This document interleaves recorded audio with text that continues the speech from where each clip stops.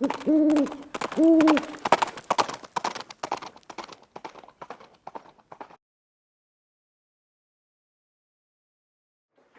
guys, it's Viejo here, and we are in the third week of December in 2024. It's been kind of breezy, and other than that, nice clear day here on the central coast of California.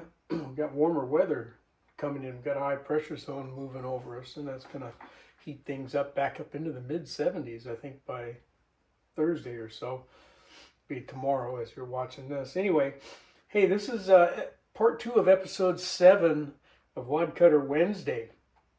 And in part 1, we cast up this Lyman Ideal 358425, this little bitty 112, 115 grain wadcutter for 38 special. And so this week we're going to get them loaded up and go to the range and see how they run for you. They actually run pretty well. Loaded them up here on the Lee 4-hole classic turret press, just like we've done all of the 38s for this series. The 41, 44, 45 Colts wadcutters all getting loaded a little differently.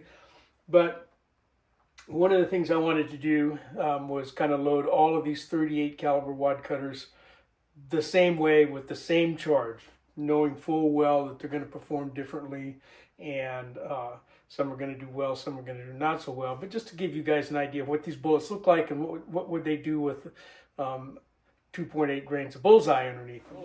It actually shot pretty well. So let's go ahead and take a look at the loading sequence. Here's our bullet, the Lyman 358425, little 112 grain wadcutter bullets. A little bit of a button nose there. Hey, these are going to be a Type 3 wadcutter. We got quite a bit of lead going to stick up above the case mouth. You know, they might be in between a Type 2 and a Type 3, but I'm going to call them Type 3. We got quite a bit of lead forward there.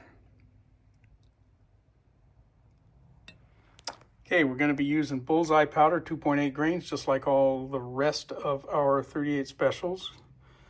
And Remington 1.5 small pistol primers, 38 special wadcutters, I should say. We don't put that into every one of our 38 special rounds, but we're doing this just kind of to compare and see what they do with that sort of classic charge for 38 special wadcutters.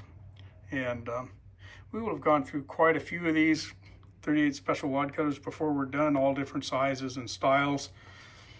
Okay, but 2.8 grains of bullseye is going to be a good safe load for all of them.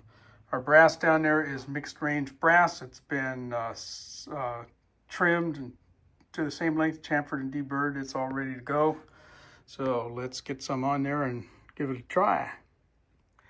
All right, there we go. We got 23 of those little guys. The Lyman 358425. All right, sitting over 2.8 grains of bullseye and some Remington 1.5 primers ready for the range. Let's get her done.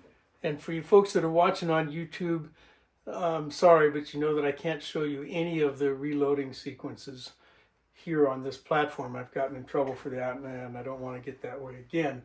So you can watch the full version of this over on my Rumble channel, and you just go to rumble.com and type in my channel name, just like this, okay? Walter Bunning, all one word, and you can see all of that over there.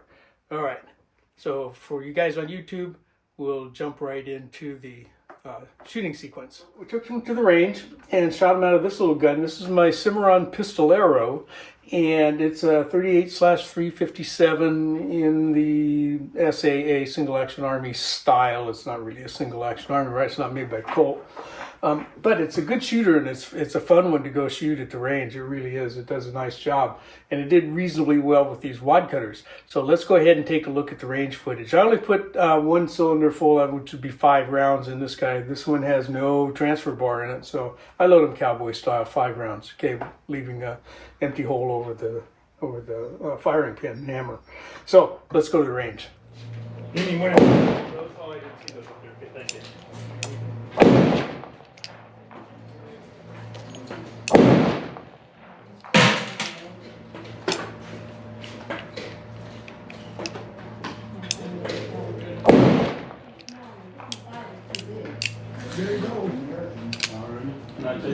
table right here? What's that? Can I take her to this table real quick so I can shoot that target?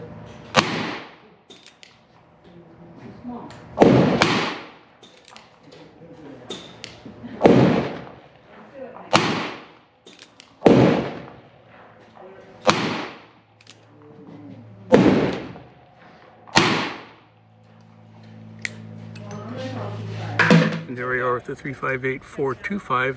Pretty nice group, a little low, but clumped up pretty good. Okay, there you go. There's how she shot at the range. Not bad, huh? 702 feet per second with a standard deviation of 8. I shot about 10 rounds. The ones that I shot over the chronograph, okay, were before the ones that I put on the camera for you guys. So not bad. That's actually a pretty decent load for that little bullet. Okay, it performed, I thought, really good. Anyway, there it is. So I think that's enough for this one. I hope you enjoyed that and got something out of it. But from the Viejo bench for now, that's all she wrote.